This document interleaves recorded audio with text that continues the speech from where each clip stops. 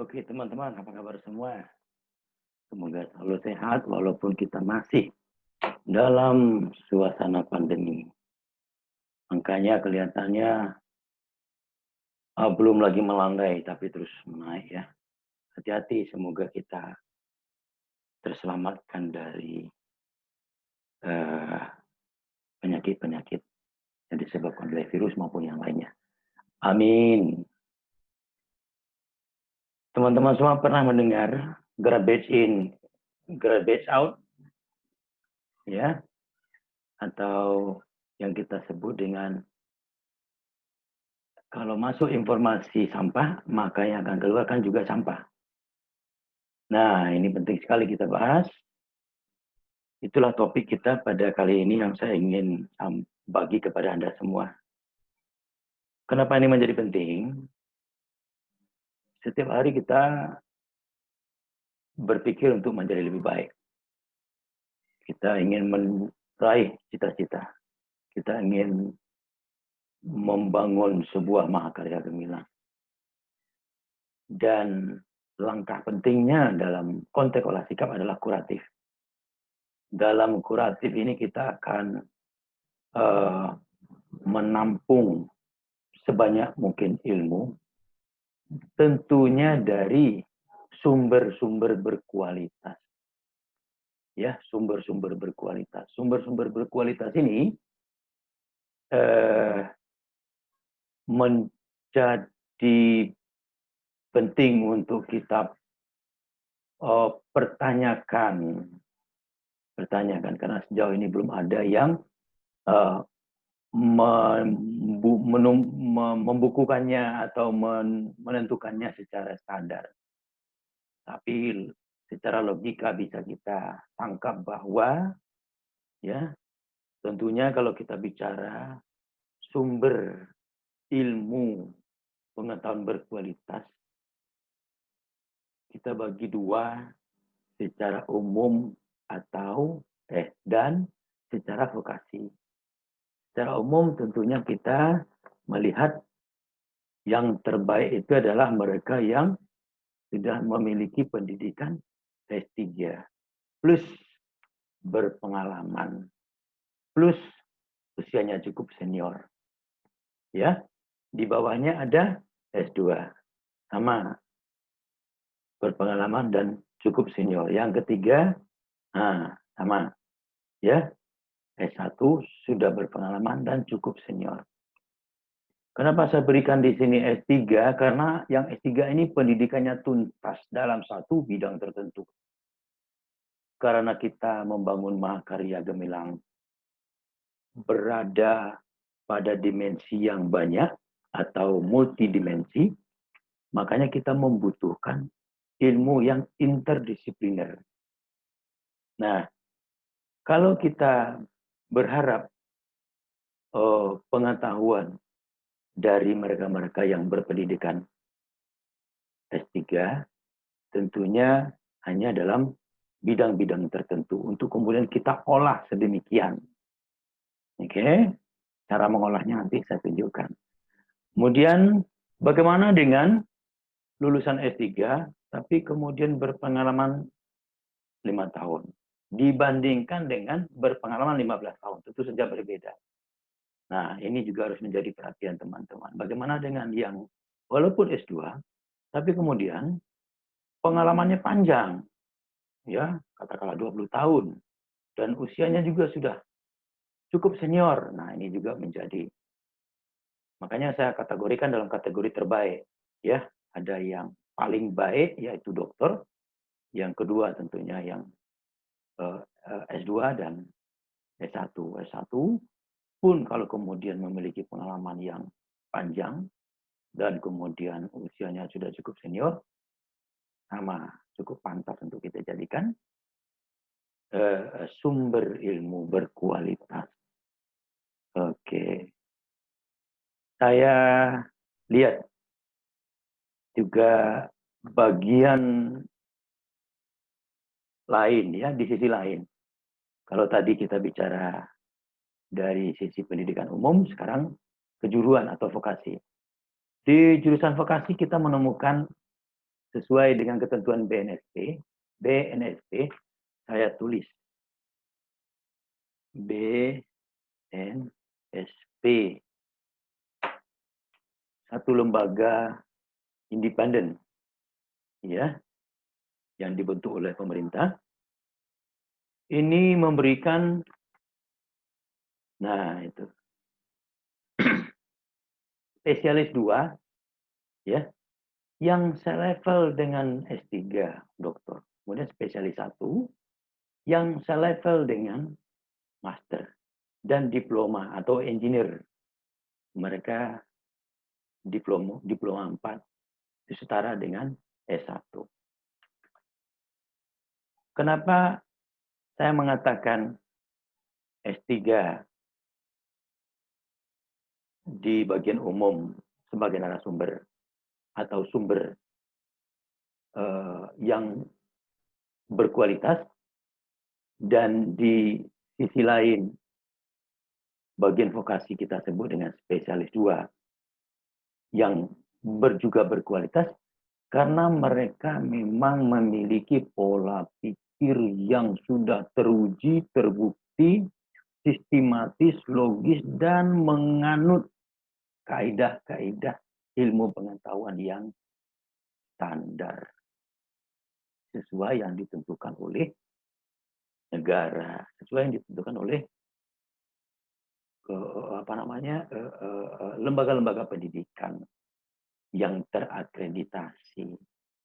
Jadi mereka itu terikat dengan kode-kode etik, mereka terikat dengan berbagai macam aturan sehingga tidak bisa berpikir sembarangan, ngomong sembarangan.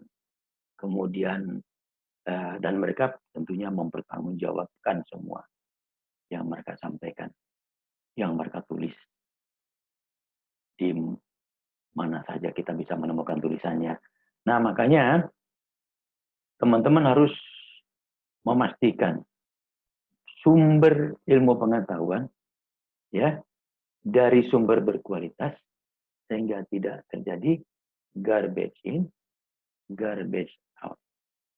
Kasihan kita sudah berharap maju, sukses, yang kemudian di dalamnya ternyata kelihatannya seperti di luar seperti ranum, manis, setelah dibuka, dibongkar ternyata busuk, penuh ulat. Nah, ini yang sangat-sangat kita sayangkan. Faktanya memang banyak sekali orang-orang yang menganggap enteng pendidikan dan juga tidak terlalu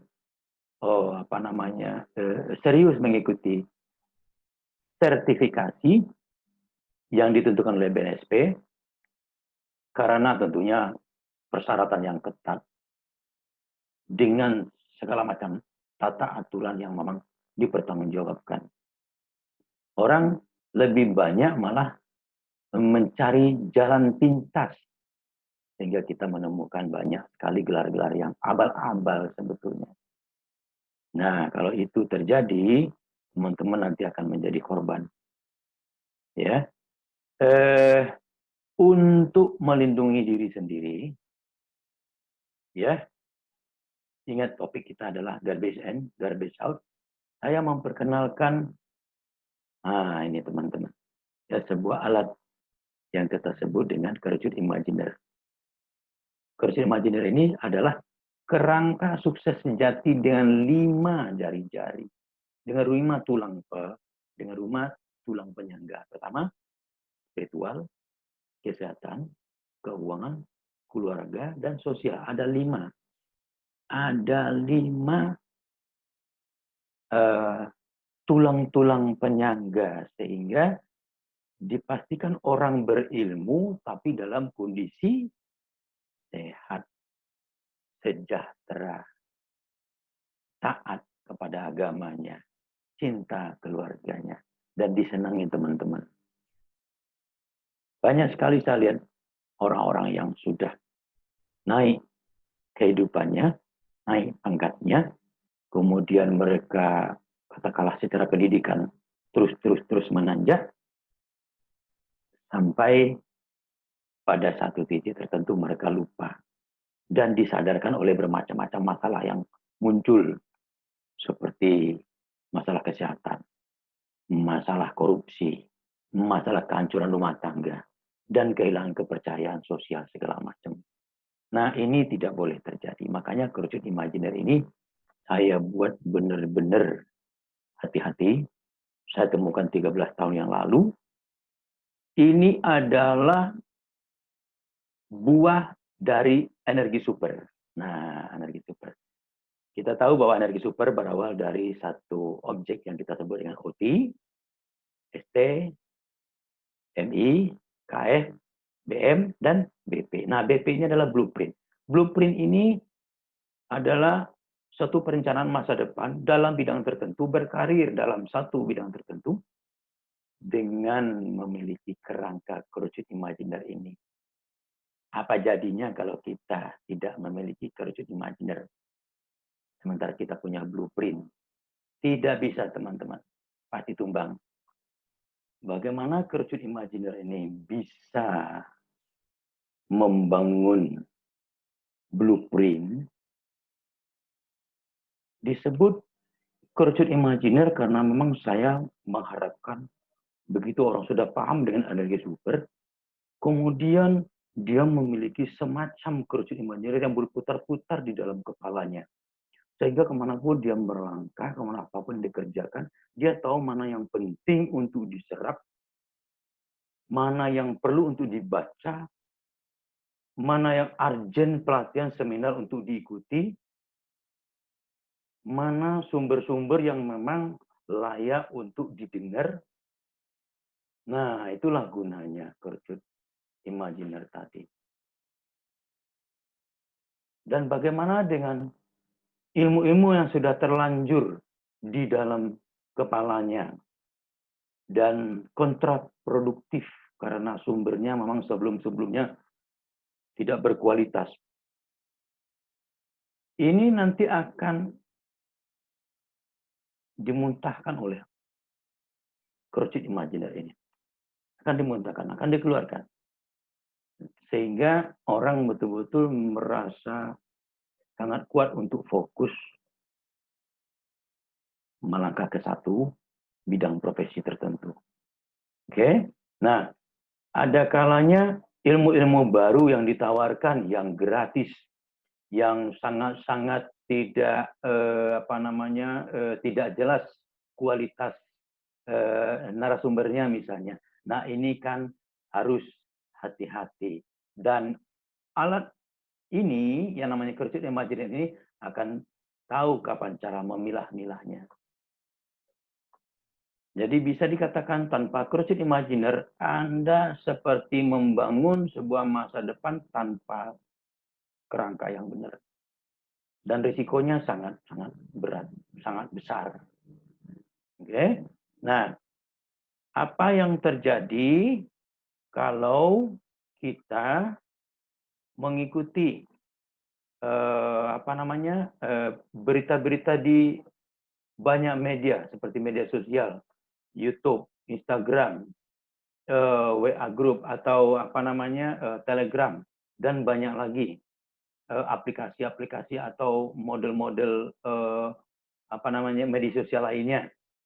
Tanpa kerucut imajiner, Anda tidak akan tahu bagaimana cara mensortir yang efektif untuk membangun kehidupan yang lebih baik dari hari ke hari. Karena kehidupan yang lebih baik itu nanti akan dibuktikan dengan terusnya terjadi perbaikan,